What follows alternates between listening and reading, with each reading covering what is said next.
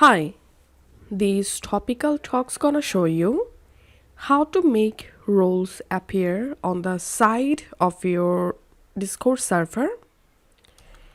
Here's how to appear your role separately. Click on your server name and go to server settings. Select roles. And now click on the role that you want to appear on sidebar and select display, and here scroll down, enable display role members separately from online members, and that's how go to those roles you want to appear on your sidebar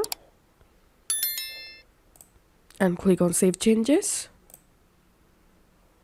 Now let's go to server again, and as you can see I've successfully appeared my role separately. So this is how we can do it.